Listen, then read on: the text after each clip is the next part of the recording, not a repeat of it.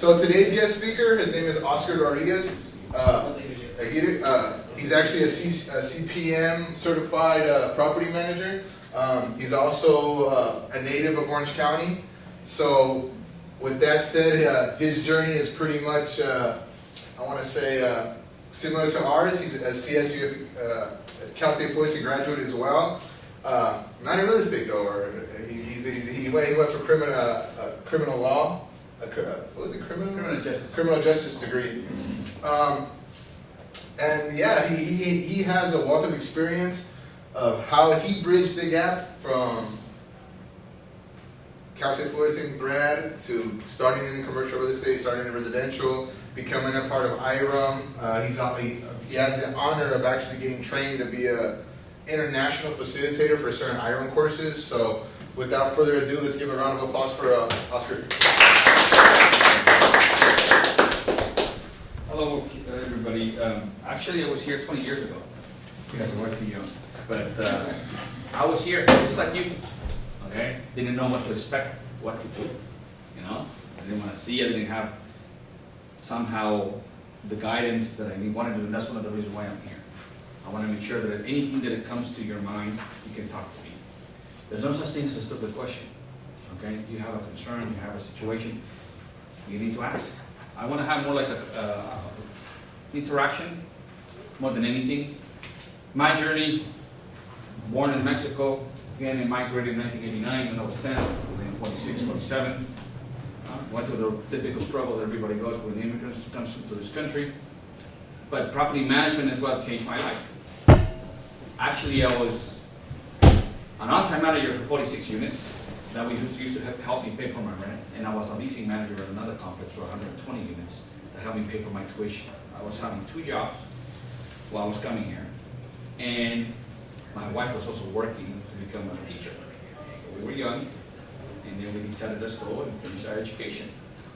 So the fact that you guys are here, and some of you may be struggling to dealing with that, what you're going to do is, I give you that credit because you're already here trying to determine to do something. But just like you guys, I had to do 2 jobs and I have to come full time. Okay, daily to get it non-stop. But when you're determined and when you're persistent on what you want, you're gonna do it. Okay, so no, it's finals time, right? We're finals. Everybody's stressing out right now, correct? And everybody, well, the fact is, you're gonna suffer, you're gonna struggle. There's gonna be times you want to cry. So it happened to me. Sometimes what happened to me is I overstudied once and I just went black one time. Things are gonna happen, but I always had the determination and the persistence. No matter what the situation was, I did it. Like he mentioned, Gilbert said, I was gonna be a criminal justice. My goal was, I got a criminal justice degree. I was gonna be part of law enforcement. I was really into doing that. I went to the academy. I wanted to become a police officer with Santa Ana PD. Put some friends of mine over there. Then I had my first child. Changes the perspective in my life. I decided I don't want to go that route anymore. But my backup was, I hope that back in the day there was a real estate degree program, which is something you guys have now that I didn't have back in the day. So then I realized I had this thing where it helped me get through college, and I said to myself, hey, maybe I can make a living out of this. So then that's how I started. I started as a janitor guy, maintenance technician. Then I was an on-site manager. I did all the positions in property management.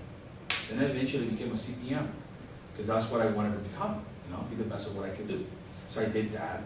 I've been working in affordable housing for 20 years out of my 24. And that changed my perspective. I saw something that I never saw in the past, the need of people. Now it's more relevant because housing, prices, right?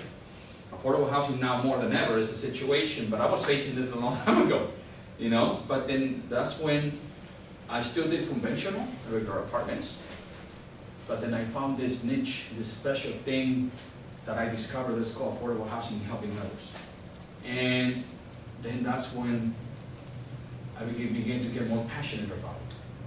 And affordable housing has been really something that has been with me since 20 years ago. I had the opportunity to have great mentors in my life, and people that that impacted me really well. And because of that, I was able to make a combination of property management and all of this and still helping people. And I still do conventional regular apartments, but at the same time, I'm able to do affordable housing and helping people too. And so that's how it all happened. And all this time that I've been doing this, it's been very rewarding for me. Maybe you're gonna be able to see right now that I'm very passionate, because actually I love what I do. That's the difference. When you love what you do, it's fine. And you guys are in a position right now where you don't know what you're gonna do, right? The future, the uncertainty, correct? Well, this is the perfect time.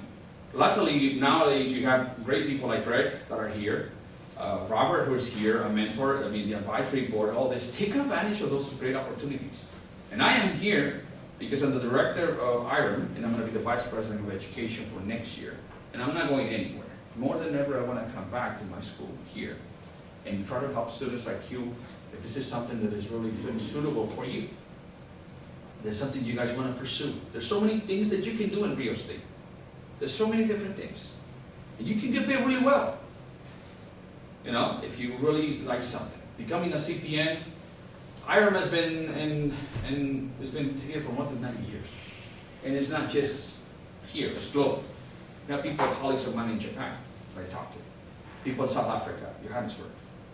We have people in Dubai. Actually, today was their first meeting for the chapter. They just opened the Dubai Emirates chapter, and I'm working with my colleagues. So you see, this can expand you to so many things. Wherever you go, if you become a CPM, it's well known everywhere. You can work anywhere. Property management is, first of all, you're essential workers. You're always going to essential workers. You're always going to have a job. That's one. Two, there's so many different things that you can do. CPMs are not experts that we do that. We deal with leasing, we deal with marketing, we deal with financial operations, maintenance and risk management, for example. We do that. We also do legal and risk management, human resources, and ethics. How we treat people, okay? Both between colleagues and the general public. And it's exciting, like I mentioned, you never stop learning. There's many of us who have been doing it for a while, some people are doing it more. But I'm gonna tell you something that one time a professor told me once, is you never stop learning. Be humble enough to understand that even though we be very confident in what we know, there's people that may have more years, the reality is we never stop learning. What happened in the pandemic? People that were seasoned in experience, unfortunately no longer with us, also the younger schools. You know, everybody in between equally, unfortunately, are no longer with us. And at the same time, we were facing the same challenges.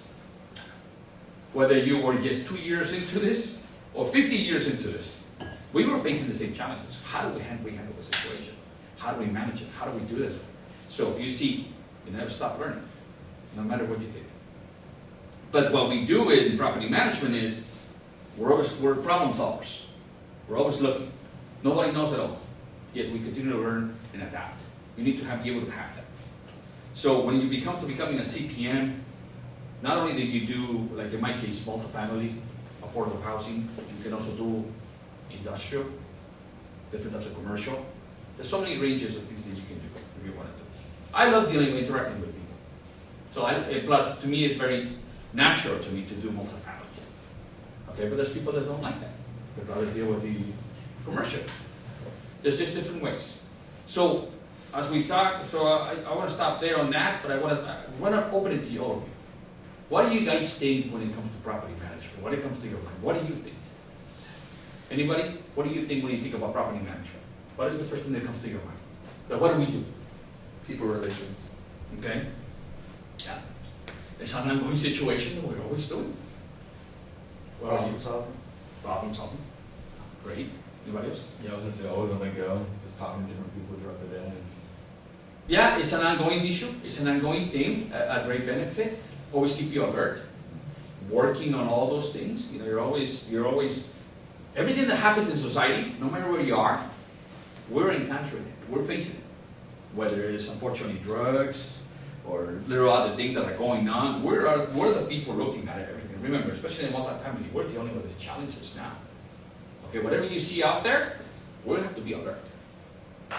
But we have legal ways, how we have to approach things and things like that. But everything that happens, especially like with me, since I'm very involved in multifamily, I personally go and do inspections in the units, I look at everything, I'm able to see patterns, how people are living, how to do a lot of things, you know, how we do all of those things, what are the challenges that we face, for example, in a tougher neighborhood than others.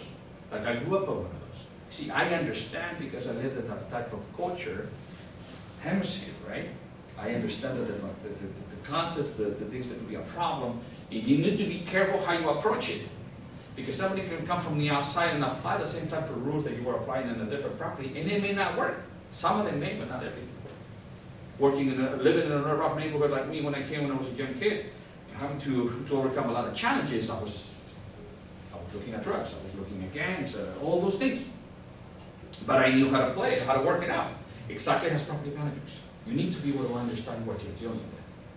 And in my case, one of the things that I've been very successful with is that I've been very fortunate to work with a lot of nonprofits out there. Affordable housing, for example. Law enforcement. I have a passion for that as well. Law enforcement and city officials, and we have come to bridge the gaps and work together to change neighborhoods and change the mindset that certain property shouldn't be neglected. And then we like to take part of that change. And when you do that for the first time, it's a very personal, rewarding type of thing that you get. So that's it. It's more than just, for me, it's more than just property management. I also want to be able to impact. People like you, or a kid like me. I remember of Oscar, the little 10-year-old kid, you know, that was hoping for dreams and dreaming big, but maybe he didn't have the guidance. So that's what I try to do. And the fact that you, for example, in my case, even though I came from a rough neighborhood and maybe not the greatest situation, yet I was able to overcome all of those things because I was dedicated and when it came to education. Education is what you're doing right now is the most important thing. Because education is going to be the key to success, no matter what you choose. And once you get it, you never stop learning. You have to continue. Okay? I see that in my industry a lot, unfortunately. There's great people out there, great mentors a lot, but there's also a lot of people, there's a small population of people that are very arrogant, that think they know. Don't make that mistake. There's that people that have the fixed mindset. They think they know it all. Nah. I'm the other person. The one that always wants to continue to stop, never wants to stop learning, continues to go. I don't know enough. See, different mindset. Fixed mindset, somebody who wants to know more. That's going to be the key. So that's the best advice that I can give you at the personal level, okay? Is don't ever be a fixed mindset.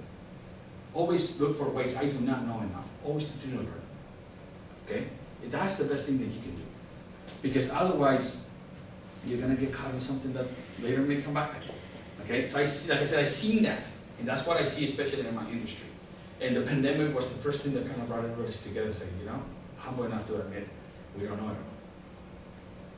So, you were talking about property management. Would you think, for example, that property management, anybody have an idea that, for example, when it comes to property management and doing what we do, you need accountants? Anybody thinking about accounting, pursuing something like accounting? Okay. Property managers. When you go into a firm, they make really good money. Especially if you continue to educate yourself and you become a CPA. Okay, that's what we want. Our property management companies want a controller, especially as you get higher into a higher level, bigger size property management companies, a controller. I mean, it's really good, over 6 digits, I can tell you that. Okay, and they can run a company. Because in property management, we're regulated by the Department of Real Estate, which means there's commingling laws. Okay, you can mix funds, you cannot do that. There's audits by the Department of Real Estate and the different financial institutions. So there's always a need for accounting. Most of the property management companies, especially the big management companies, have a big group of people that do a lot of the accounting. The controller, supervisors behind, and then a lot of accounting staff that can do all that are required and needed. As much as we have technology, we still need people to oversee that. So if you're thinking about doing accounting, that's another great venue. And the multifamily and any, especially with that. So that's something that you can consider and do that. There's a highly demand job in what we do. And it's rewarding as well. As you get into that, financial look into that as well. One of the other things that you need to think about property management is, property management, we see it as it's always consistent. We're always stable when it comes to employment and all of that. Something that, for example, my college, which I'm a broker too, sometimes we do transactions here and there, you know, we do a couple of those things, but we're not relying on that money. The way I see it is extra money that I'm not counting on.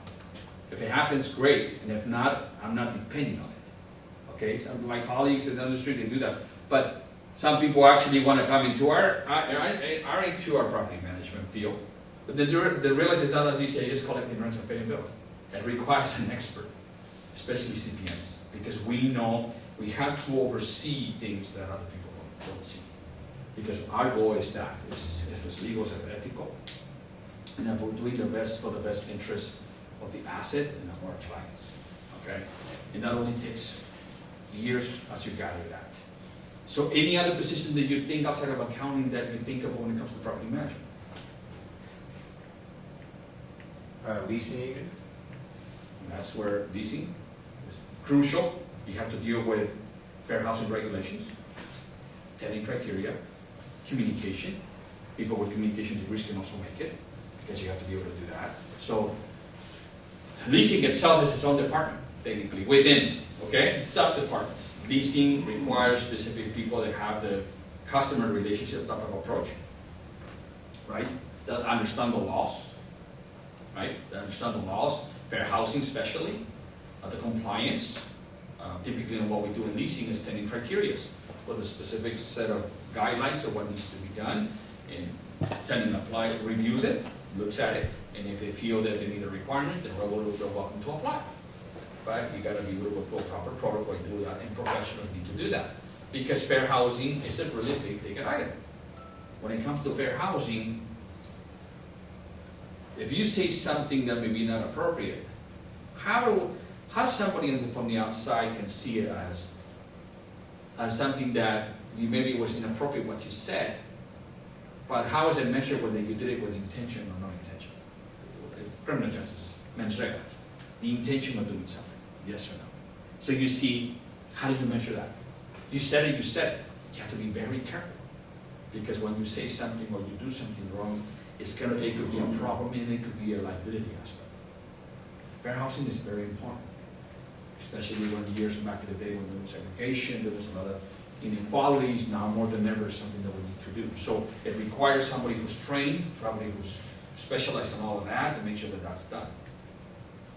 What about maintenance operations and risk management? Does anybody think anything about like that? I mean, there's maintenance technicians. Are people did engineering on campus?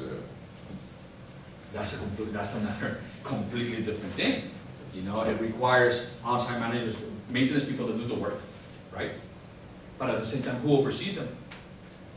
Maintenance supervisors that need to oversee that, who need to be able to make sure that there's a protocol and standard procedures when it comes to dealing with that. When it comes to dealing with tenants, for example.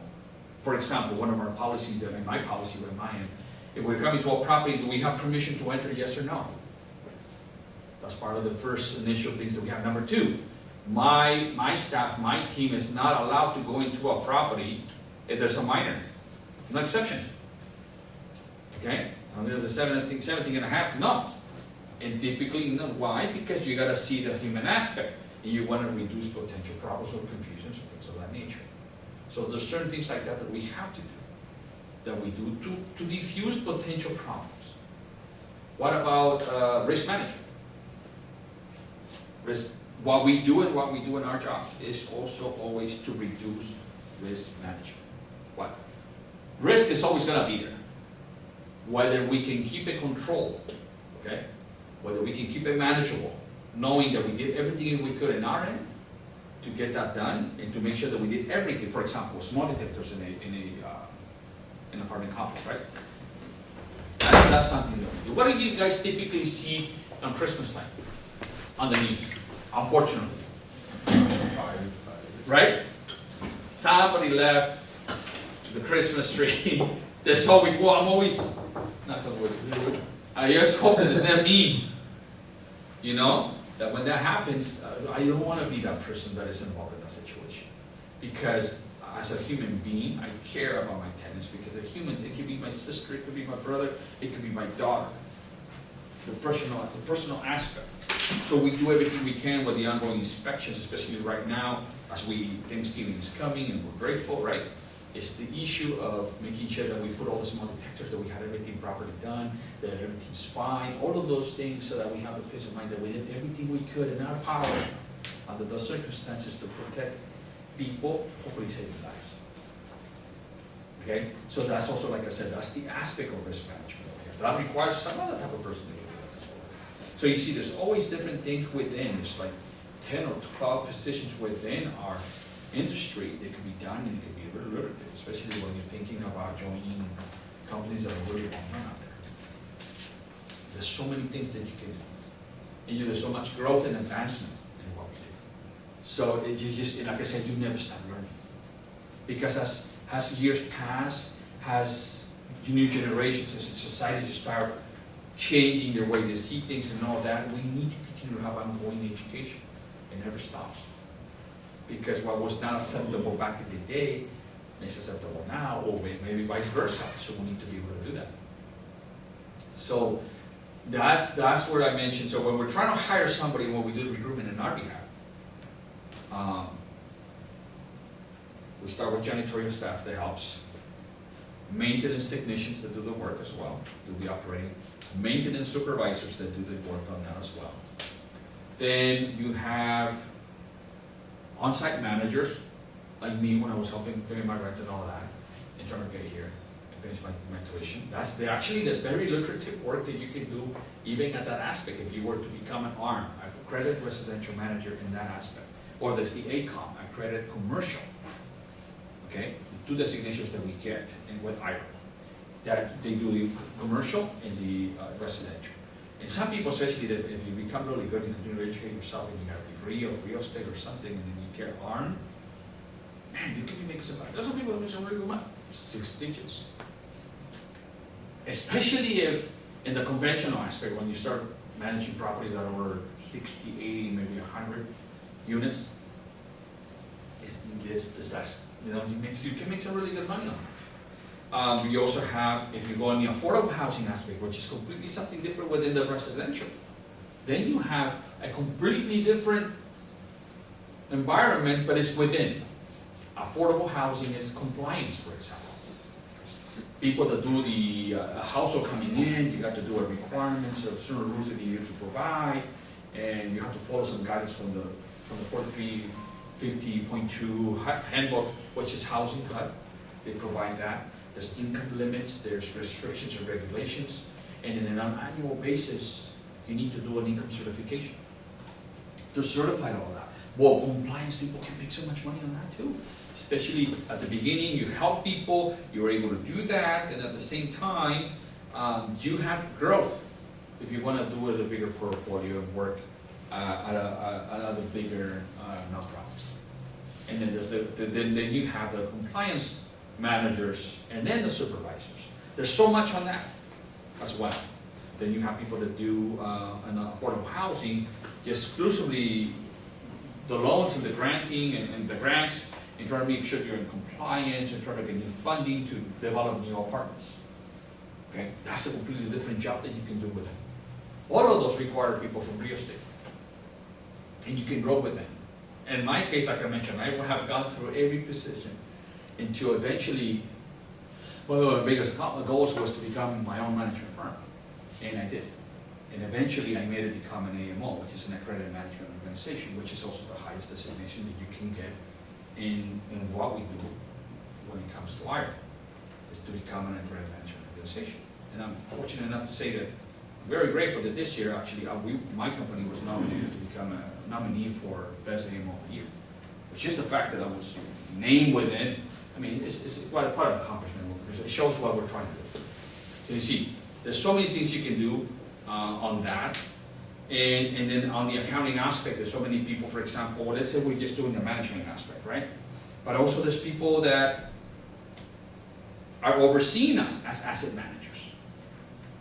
Let's say banks or big trust companies have a lot of big companies, they have a portfolio that they're entrusted for because they're doing for a big client or a big trust. And they are the ones who are the asset managers, but they're overseeing us. There's also possibilities there within that environment, where you can become an asset manager, CPAs and all this. They monitor at the asset manager aspect. So there's so many things that you can do on that with the banks. And we're when it comes to Ireland, because we know one another, we know everybody. because we get to see where we are and we relate. And we're not in a competition, honestly. Lisa and I, and we don't. We have really good talented people on our board right now. And then we're all coming share ideas together, and there's no such thing. I think when it comes to our jobs, there's clients that sometimes they want to change, and sometimes we're changing management accounts between one another, between colleagues. Here's two that are going your end, and then they can do, and then we do that. But that's where we have to treat ourselves with respect and ethically as colleagues. Now, unfortunately, there's sometimes wrong apples out there, but that's not us. We are expected to be at a higher ethical standard. Okay, we need to comply and to be respectful and kind, never take things personal. But at the same time, like I said, our job never stops. What do you think about? Can anybody share anything about? Rick? So, if somebody's interested in getting started in property management, what are the 3 or 4 things that these students could do to find opportunities that would lead them to a property management opportunity or job or career?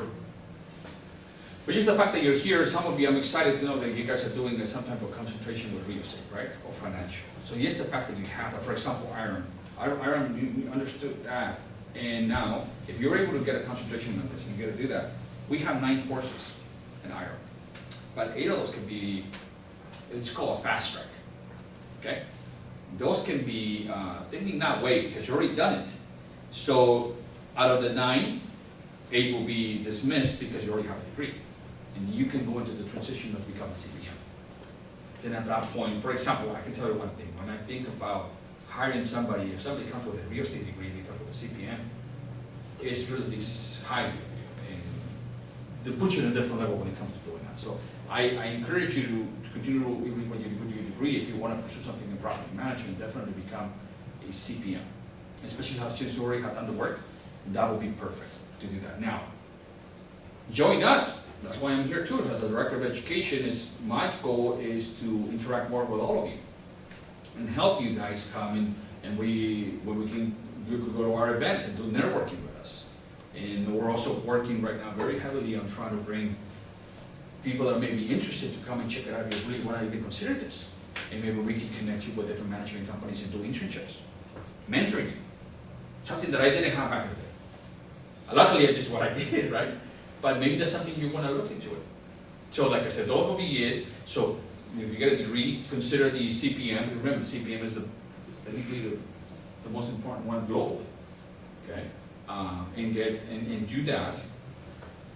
And we are very eager to try to come up with the new, because we know that now more than ever, property management requires talented, educated people like you. Energetic people that want to do it. Because it's no longer collecting rents and paying bills. That's gone. It requires people that are going to be educated to handle the type of environment that we're dealing with when it comes to real estate. So just what Greg mentioned is that 3 items will be networking, join organizations like Roma, IRM, get to know if this is something you want to do, participate and ask. I try to see we can you want us to put you into one of our internships, take advantage of our scholarships, come into our events, and see if this is something and we can connect you to that. And then, like I said, I think the best thing that I can tell you is you need to get some hands-on experience. You need to actually go and be there and see if there's something that fits to you. Okay? I kind of give you an idea, right, of different things that you can do, but you need to be able to see it come in and say this. Where's my growth? There's growth. You can make your own firm if you want at one point.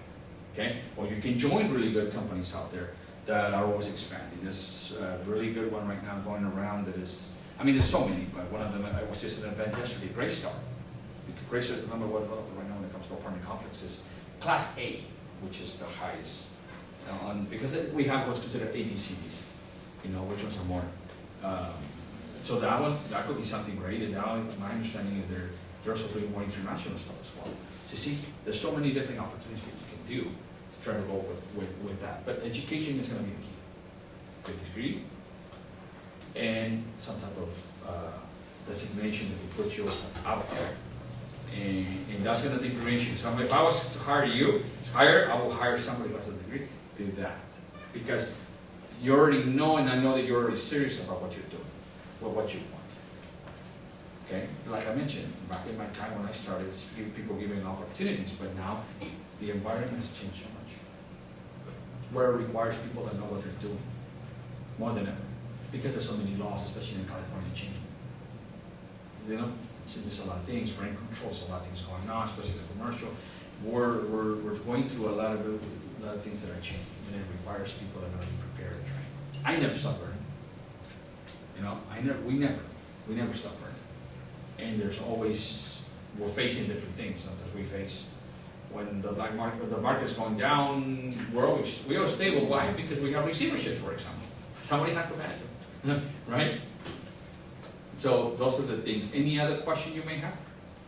Any additional you think, Rick? So, if somebody is looking for an entry-level job in property management, like when you were going to school, what exactly did you do, and where would I find a job like that? Through IRB, you can do that. Through apartment association, you can do that. I started as an on-site manager. Remember, my duties were to be an on-site manager, take care of the tenant relationships, collecting other rents, right? Doing the leasing process. In my case, I was cleaning the grounds too, and even though I knew how to do repairs, sometimes it was an emergency, we'll help, and we have maintenance people. So you see, that's like entry level to do, get maybe a leasing manager. Become a leasing manager, see if that's something that you like, just to begin with. And then maybe you could become an on-site manager too. And then you move up the ladder. Maybe you want to go to a different route and do more in the construction, because one of the other things that you can do is also do construction management, asset management. There's so many risk management. There's so many things that you can do. So that's something that you can look into. There's jobs, LinkedIn. That's a great way. So you can go ahead and do that, and then just, you know, saying you're studying, you're doing this type of concentration, and get to see if there's something that you want to do, and start getting into it and see. Once you get into that type of environment, you're going to see whether you like it or not. And you're going to see the opportunities too. So, like I said, there's so many things that you can do with it. Eventually, like in my case, I'm now thinking more about consulting than I am more. In my case, I want to become an expert witness now to help in court cases. This is where my criminal justice degree is going to kick in more than ever. Okay, so things like that, because now I feel confident more, especially having abilities and doing everything that I've been facing many times, is to do what I feel more comfortable doing. And you never stop learning. But now I want to be able to do more in the consulting aspect too. You know, because it's kind of like what kind of takes you to the next level of what you want to do. You never stop learning. So when people hear that you do property management for affordable housing, I think a lot of people think, oh, you must not be able to make much money because it's affordable housing. So can you sort of give us some insight into the management of property management for affordable housing and how that works with nonprofits? Because affordable housing, nonprofits, most of them are interested in profits. Right. Well, remember, typically, affordable housing is run by a nonprofit. Okay? A nonprofit means a mission-driven organization that its objective is to provide reasonable price properties, housing to people. And there's obviously requirements, so like Greg was mentioning. So with that comes a completely different environment when it comes to regulations. All these properties have this great benefit when it comes to getting affordable housing. But remember, it's also tax money for us, right? Tax money or certain things that have the taxpayers' money. So that requires balances, compliance, okay? So when I think about, first of all, the most important thing that you do in affordable housing, you actually have an opportunity to help somebody from not becoming homeless. And I have seen people that have come to really difficult times, have come to us, and we have been very fortunate to help them, okay? Because they're in a very difficult situation. So if you are into helping people, especially in situations where maybe you were exposed, or you really become very involved when it comes to helping people when you see that. Because there's gonna be stories where you're gonna face that are very challenging. That's something you're very grateful that you were, you may think you have a problem, right? But your problem is nothing compared to what other people are going through, and the specific circumstances. You know, hopefully you never face that. But when you face something like that, and you're able to have the power, or in your hands there's a possibility where you can help somebody through the proper rule and regulations that we gotta comply, right? But to help them and do that and change and be a good hand to help them get a house is something that to me is priceless. Okay, so when you think about that, remember, you're dealing with tax money from the taxpayers, and you're dealing with this money is entrusted into a nonprofit, for example, right? That is supposed to be, the money is supposed to go back to the properties and to stay within so that the program continues to exist.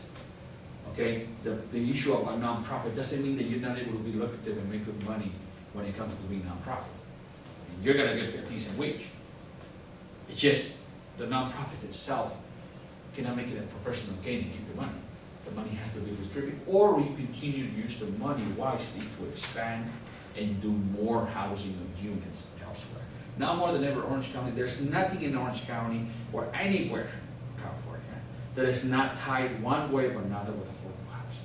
If they build 100 apartments, there's gonna be at least, depending on what the quota is gonna be with affordable housing, the regulation, nobody's gonna give them a permit for nothing if it doesn't have some type of connection where maybe 2 or 3 5 units of those may have to be strategically set aside to help specific income living families.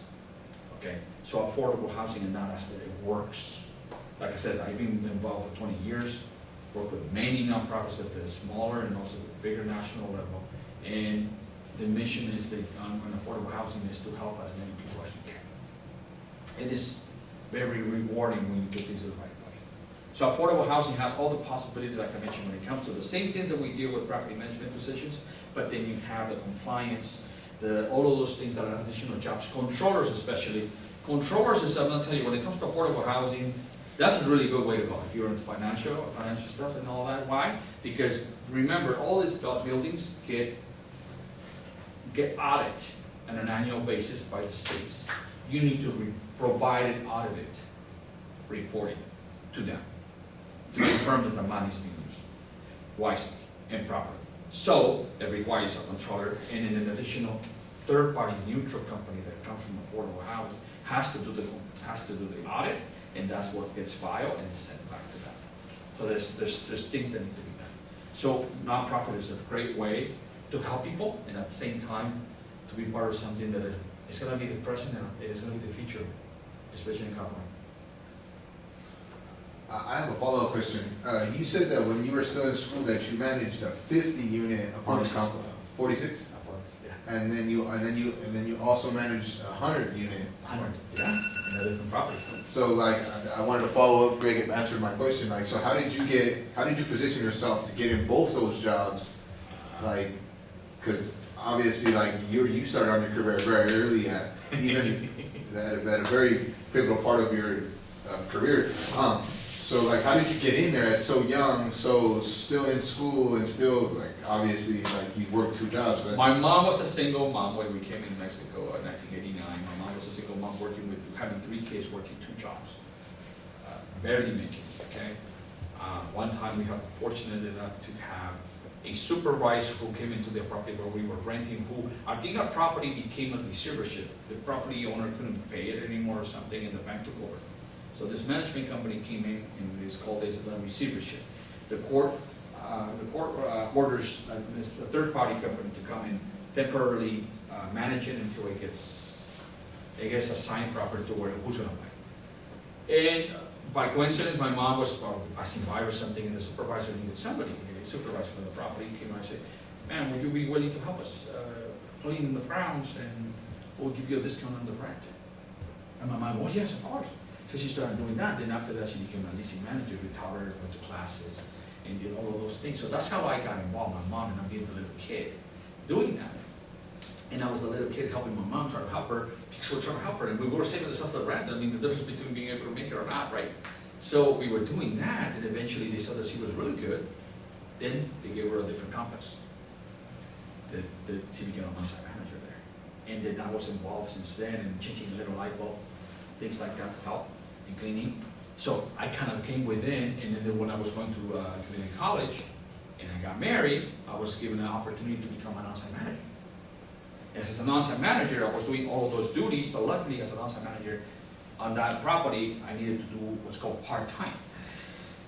So I was doing part-time as long as I clean the grounds in my property, take care of everything during the day, because it's technically a 24/7 job. Okay? As long as I was available to emergencies and all that stuff, so that would help me. And then I will have a 9 to 6 job, full-time, sometimes on the weekends. And then, but my wife would stay home physically to kind of oversee if we needed in case of an emergency, so I could come quickly. So, and then I was having a full-time 9 to 6 to pay the extra money, and that's how I got it, and that's how I was able to make it work. So 9 to 6 in the morning. So my schedule was wake up at 6 in the morning, go open my grounds, make sure that everything was fine, go to work, 7:30, be there by 8:39, work, get out at 6, and overseeing the property on-site. I was a leasing manager. At 6, get out, 5, come back home, literally just go to the restaurant and eat something very quickly. And then get with my wife 6:30 on the freeway to get here, between 7 to 10. Get out, take a shower, clean my grounds at night because I wanted to do it at night, make sure the laundry and everything was clean. Because I had a hard time waking up sometimes. So I just come up and open it in the morning and open it up, but it was already clean. I checked the grounds, everything was fine. Take a shower. And if I had to study for my finals, well, I was there until 3 a.m., waking up at 6 in the morning. Okay? I had to do it. I came here to do intersessions in the summer, and I did it on also the winter break. I remember it was only it was around January, a whole month, 4 weeks. You still have it? 4 weeks, the intersession? Man, that's intense. I don't know how I did it, but I did it like that, and I did that for 2 years. So that's how, that answers your question. That's how I was able to maneuver and make it happen. Obviously, different time, maybe it's a little bit different now, but it's still doable because now, especially now more than ever, you have a phone. You have software. Go, do this, call. My job was always to keep the property was always clean at all times. The collection of the rents was always on time. That if I had a vacancy, I would have to manage what I needed to do to show the units. All of those things that needed to be done. And then my client, my owner was the person that I was working with was very flexible when it came to that. But because what mattered was at the end is that you did the work. So that's how I made it work. Another one? From the ownership perspective of acquiring a multifamily property, how would you define the benefits or the cons of purchasing a standard conventional multifamily versus an affordable housing? I'm curious about the rental collections and maybe other intricacies involved. And the owner aspect, conventional is the if you're an investor, definitely you got to do the conventional, okay? Because affordable housing, if you have the intention of you making a nonprofit and doing it for the mission driven, which is affordable housing helping people, that's typically that. I don't see a benefit on your behalf unless you're going to be part of a syndication where it's tax credits and you're doing it for purposes of tax credits. Okay? For example, in HUD, you have different programs. You have regulated programs that are given by the Department of State, the department. They all follow the same guidelines, some of them the same income limits, but there may be differences. For example, when it comes to physical inspections and all the others that they do, and they come in because they come and check to make sure that things are done right, yours got to be on top of it, which is a great thing for the taxpayer because there's compliance. But tax credits is typically the most common thing right now, especially big investors that have the tax credit properties have some type of benefit when it comes to the tax brackets and all of that. Now, there's the home program, which is how it comes with a different type of program, home program, similar, but I don't think it has the type of concept of a tax credit. There's also rehabilitation programs, the different programs, Section 8 programs, there's so many different things but it's more like I mentioned, to the benefit of mission driven. If you're looking at it for an inspector aspect, to do conventional, to be that, because you also, one of the disadvantages of affordable housing, I should say, in the eyes of an investor, is the restriction to the regulations you're dealing with. So it's not something that, unless you want to do it for the nonprofit aspect and for the mission driven, it may not make sense to you to go conventional, because you don't want to be tied into that. But like I said, hiring a property management company, who do you rather have? A CPM, knows what they're doing, or do you want to have somebody who barely starting? You know, this is where CPMs become, they're already verified to be experts on what they do. And that's what you want to rely, because you don't want to put your investment in the ice. Would you put your investment at risk with anybody who doesn't know this is what you work for, especially investors that work really hard to earn that money, to try to move that money to expand? The way I see it is this: you get what you pay for. You get what you pay for. And so sometimes the monetary aspect may not be as good. Plus, we're very competitive, it's very reasonable. It needs to be fair too.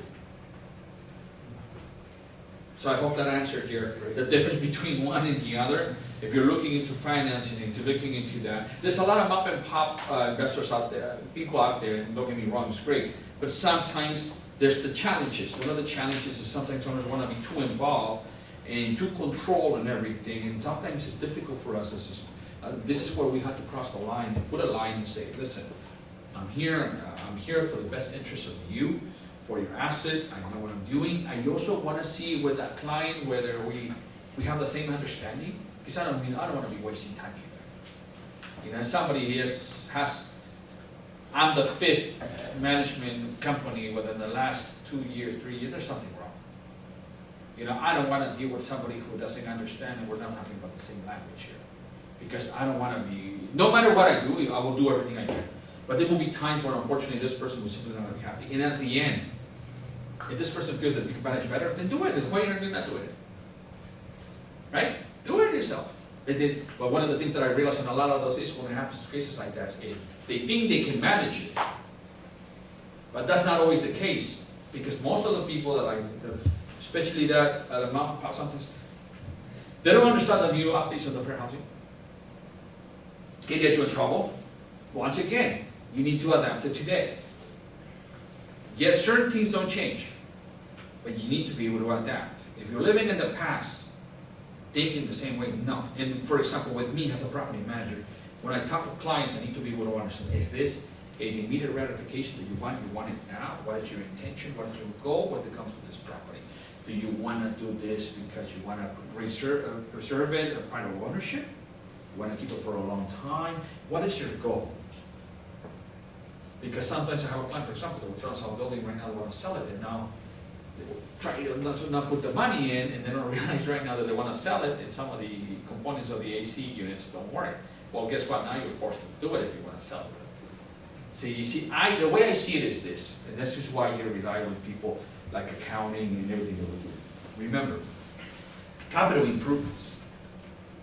Capital improvements, we have an opportunity to do something that a lot of other people don't do, especially in real estate.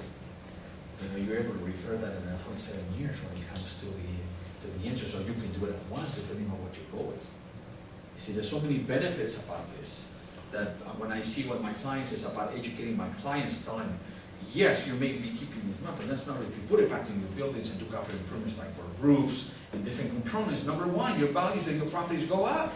Number two, you reduce the chances of having a claim when it comes to insurances.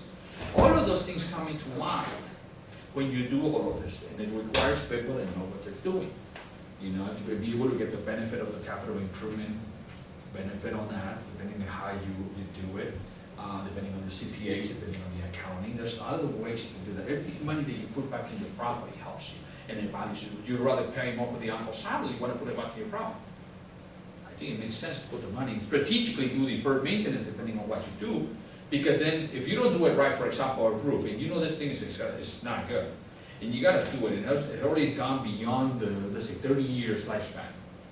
I have an obligation as a property manager to tell them, listen, this is the condition of the building, this can happen, and when things go wrong, you're going to be complaining against me and telling me, yeah, you know, I did tell you. I did tell you, and I said this, but you don't have the money right now. Okay, why don't we do a deferred maintenance plan? How much is it gonna be? Let's say 100,000. Okay, can we save 30, 40,000 every year, hoping that we're gonna survive for 3 years, and once we have the money, we can put it in, and we do that, and do it with permits and all that. If the property goes up, you take care of a capital improvement, you're able to take care of the health and safety of your property, and then you reduce the potential risk of having a liability aspect of risk. Plus, you gotta take care of your clients. Remember, we coexist with our tenants. You know, I said business, you gotta take care of your tenants, because without tenants, what happens? You don't have a business. So you gotta keep your tenants happy. In my end, property management, I tell you that 65 to 70% of the problems that we face is somehow related with maintenance. So that means if you take care of your tenants, if you're taking care of your operations and the management of operation and maintenance and the risk and all of those things, you're gonna be really in good shape. But it's educating owners to telling them that this is what is gonna benefit you, and the benefits you're gonna get from making capital improvements and doing all of that. So when you sell your building and there's an appraisal, all of those things are gonna come out. You're either gonna have to pay the hit or you're gonna lower the price. So, and you're still exposed to liability. So this is what I say, is to take a strategic plan. It requires all of those things. And it requires experts to know what they're doing. Not just doing the outload components, but understanding the different things. That's why people become CPMs, that's why they become CCIMs. Why? Because they know a different thing that we know, especially for all of you that are doing a concentration on finance. It's exciting for you guys about the numbers. Because you're able to see those things and those formulas. Part of the thing that we do as CPMs, we do a management plan. And that management plan is the capstone at the end. When you get all the classes, and this is when everything comes into perspective. Everything that we're talking about, you create a management plan. Okay? This management plan tells you exactly this. You're able to do what's called, you do a management plan with an apartment complex, a property, or if you're going to do commercial. You identify 3 capital improvements, that's how I did it when I did it at my time. And then you say, for example, roof, asphalt, certain things. Then you input that into the management plan, and you come up with the cap rate, you can come up with all of those things, and everything comes together. And then at that point, you come up with all of that, and the benefits, and you show it, and that's a perfect example to show it to a client. You see, you gotta do this, but this is what's gonna happen, this is the value of the property. So that's the exciting part about so many different things that you don't think about. When you think about a building, you just look at it, you're like, it doesn't run by itself. It takes a lot. Takes a lot of things for many aspects. Anything else? Anybody else? Yes. I have a question, sorry. So I have a question related to a new entry level persons that maybe we have some certificate that shows that we have some things that we learned about, but we don't have any hands-on experience. And when we submitted to the hire, like the companies, and then look at our CV and see like, oh, she has or he has some credit things, that we should like have the higher expectations for them. But the real thing is that we only learn it like at school, and we never have any like practical experience. How are you gonna like advise us to kind of like lower their expectations based on our credit like certificate or something, but like let them teach us something like hands-on experience instead, like just not let us get into the company and then do it on your own and then give me the result, kind of like that. Okay, so for example, right now, Yeah. Entry level like me, right? That's how I begin, right? I'm able to get all that. Mainly in our industry, what we're looking for, people that are willing to follow the rules, people that are eager. The most important thing is you're willing to learn. That's the key. In customer service, some type of customer service. Like I was actually like a different number, a courtesy clerk for Lucky. So you don't remember Lucky was Albertsons now. They own it now. But I was a box boy. I was doing this customer service. That experience helped me when I was in high school. So all of those things, customer service is the number one thing. Anything that has to do with customer service, if you work anywhere, can do that. But the biggest thing that we look for, honestly, now, is people, whether this person is willing to learn. And to be upfront, just like you mentioned to me, because that was me. I don't know, give me an opportunity. See how many times I try to knock on the door, maybe 20 times, they all close the first time and the second round too.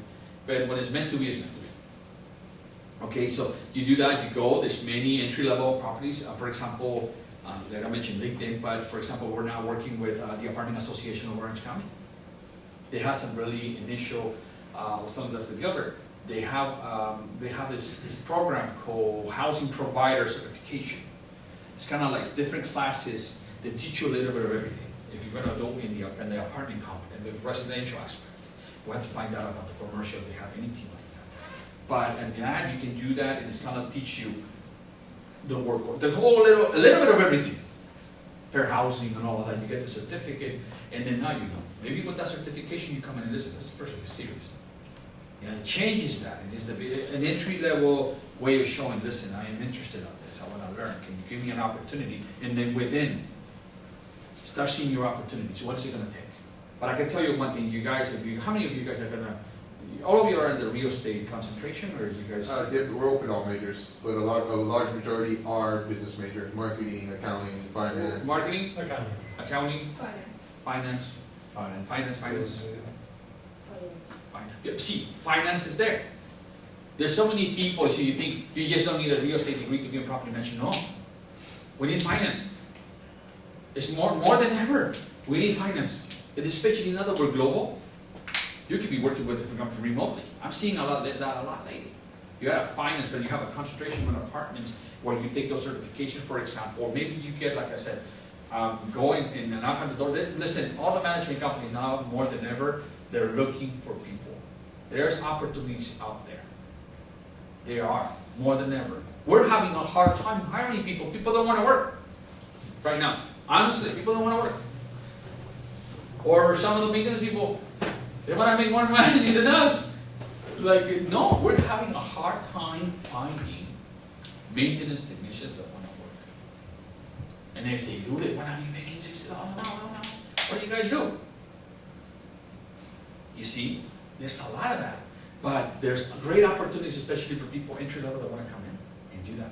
So Apartment Association, connecting with us, coming to our meetings, like I mentioned, if you guys really want to go, and I left some flyers and all that, there's going to be events, I'm going to be there. You can connect with LinkedIn, I'll give you my business card, connect with me. We can connect you with people. So you can come to us, we will introduce you to our chapters and all of that. We're looking, actually yesterday, we were just talking about it. Man, we cannot have people, we want people to come. They don't want to work. For whatever reason, some people are selecting not to do it. And maybe it's because people don't know what property management is at one point, I think. People are just concentrating so much on the investing part, which is great, don't get me wrong. But there's also so many different possibilities. A lot of my colleagues and I tell us that we kind of came into this industry by accident. Somehow we kind of got it and we kind of liked it. But now more than ever, it's being acknowledged, especially at the global level. And this is where, like he says, if you go to events and network, pass out your card, collect cards, and stay in touch with people, you will find Yes. a great entry job. Unfortunately, this is where, I know Bob has talked about this, I talked about it, a lot of the speakers have talked about it. Networking is a proactive activity. You've got to get involved Yes. and go to the events, talk to people, follow up, and that's what's going to pay off and give you those opportunities. But they aren't going to just happen, because you're sitting here someday. And like I mentioned to you, 20 years ago I was here. I'll refresh my memory. I remember how nervous I was. I remember, English is my second language too. So they have that kind of sense of, my English is good enough. And so all of those things come along, and I was shy, and I talked about, but I kind of blossomed now. But in reality, when I was younger, I was very shy. Because that's why I was telling you, it's not a stupid question. Because I used to think it was a stupid question. And I wouldn't ask. So there's no such thing. If there's a question that bothers you, or you want to ask ask for it. There's no such thing. Nobody was born knowing it all. You gotta understand that. Nobody was born knowing it all. And you know, and that's not it. So to me, I got rejected many times. Okay, that's part of it. Okay, but I never stopped. But I think now more than ever with technology, with you guys, your generation, be more involved. You guys have an advantage that we didn't have. At least I didn't have. I felt like I was not capable enough. I think you guys are. Your generation has changed that. When you guys see something wrong, you say it, which is good. I have a 19-year-old daughter, so trust me, she's very open about it. But I told her to be like that. Why? Because at least in my generation, and I'm not trying to be biased here, but the reality is, at least in my generation, we were whatever they told us, yes. Yeah, we know it's wrong, but okay, we won't say nothing. That's the difference. You guys have that advantage of actually questioning things more than ever, which I love. Your energy, everything you guys have, this generation is amazing in that aspect, that you guys see something wrong, you really do something, you're going to speak about it. Something that I did not, at least I think, and I'm not a judgment, but at least in my end, I didn't have the courage to do so back in the day. And I like that. So networking is the key. Come in, that's why I'm here. To bridge those gaps. If I can help you come in, for you guys to even think about the possibility of this, then look into it. And if not, at least you know, okay, I tried it, it didn't work out for me. I didn't like it. But at least you don't go to all this route of doing all this time and you never had a conclusion. I'm going to give you an example, my personal example. Remember I wanted to be a police officer? Well, 2 years ago, I went to the academy for the Citizen Academy for Orange, the PD. I always had that I want to be a cop. I went to a ride-along.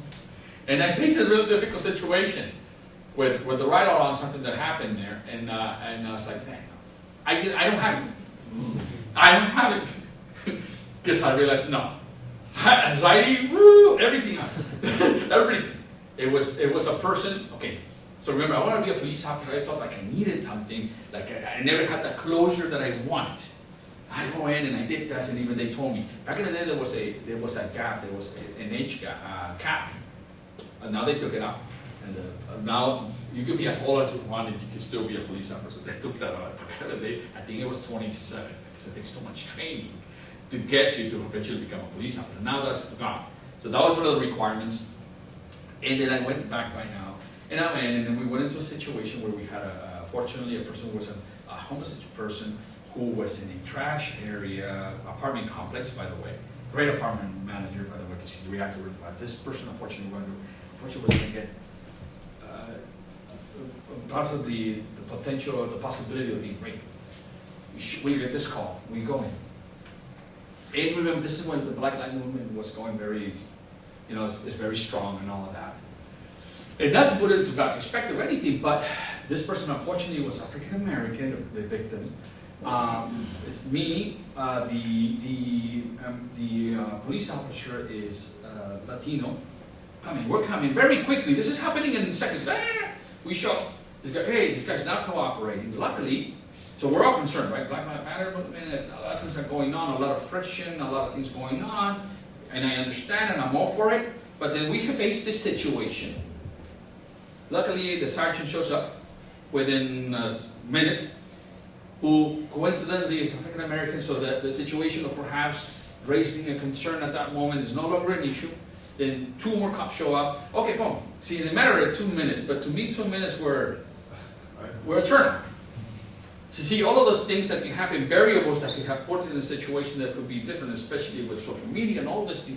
Luckily, nothing happened. This person cooperated, and I think we arrested him, and the guy was taken to, because he didn't report himself to, he was a pedophile, and this person was not, this guy was not, didn't report himself, and luckily we stopped the situation. We're happy. But you see, then I realized, I don't have it.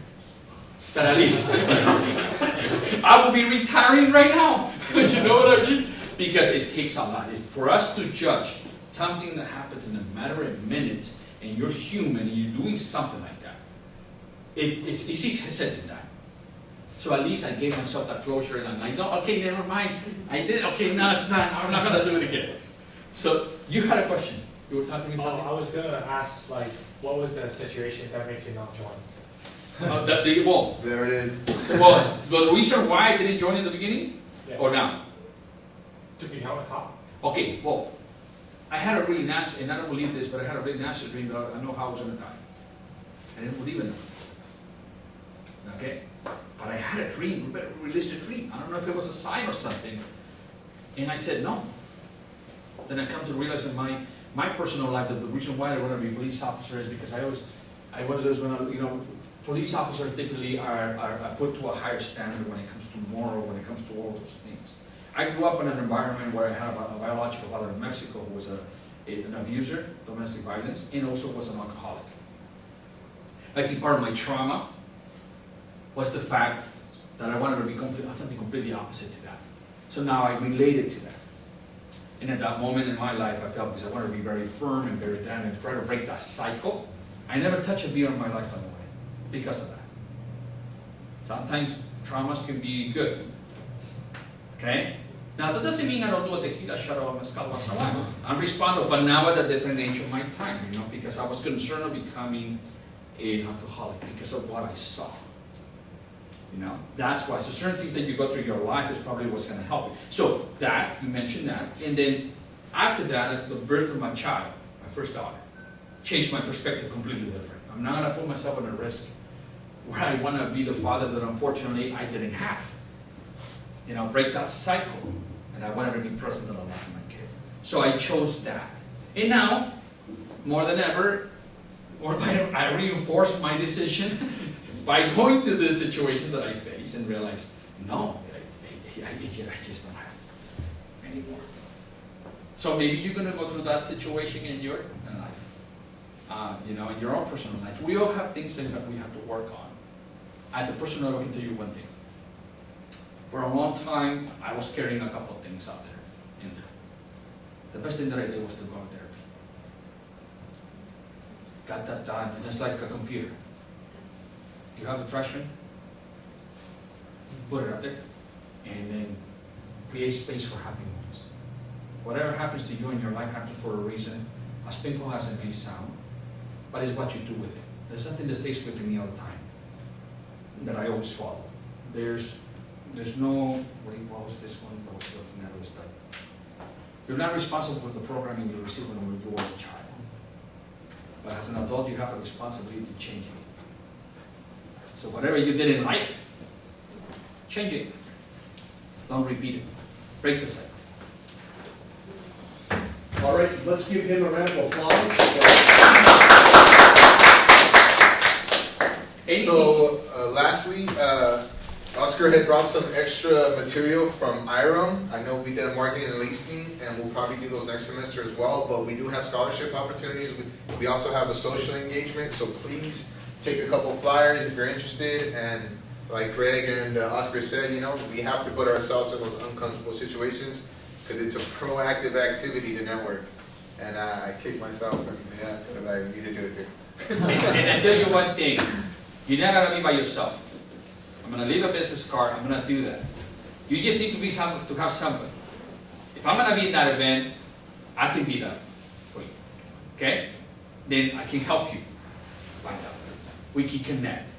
We have bright people in our board of directors, people that really want to give back. Because we know what it takes and what happens and what the challenges you guys face.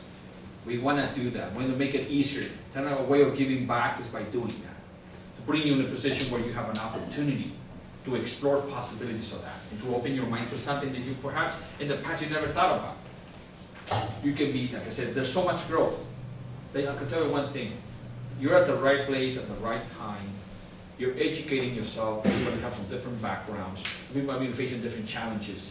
But what I can tell you is one thing. All the negative stuff that have happened in the past, like I have mentioned earlier, you have to convert all of those difficult situations into a positive. Energy to help yourself. That's what you need to do. Whatever adversity you face can help. And the day you get your college degree, there's something that nobody else is going to take away from you. Your honor and your pride of having earned that. Because you know what it took to get that. And that's what this is about. It's about you determining the persistence and the determination that's going to show you once you get that degree. Only you know what it costs. And once you do that, it's going to be such a value thing in your life and the integrity you have about yourself, but continue to learn. Don't be that type of person that always thinks, the man, what I mentioned, fixed mindset. Don't be fixed mindset.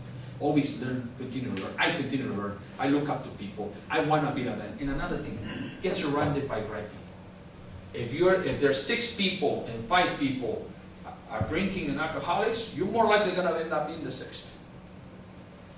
But if you get surrounded by people that are good or better than you or not, that's what you want to be, because you want to be like that. Okay? And those people, that type of group is going to try to help you because they've already been there.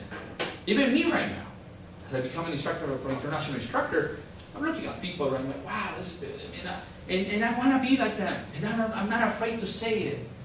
I want to be like you, and they want to help me. Because now it's about me helping others, and that's how you do it. You never stop learning. That's the best message. I'll just comment a minute.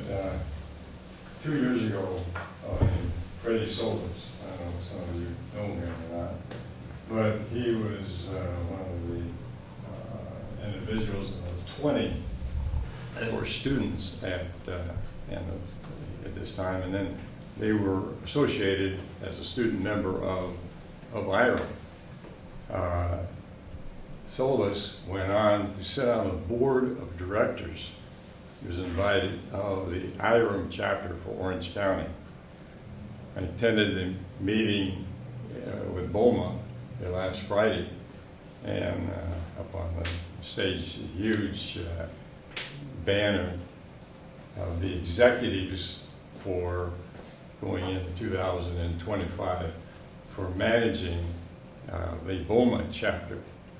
Freddie Solis was one of those names, just 2 years from sitting where you're sitting.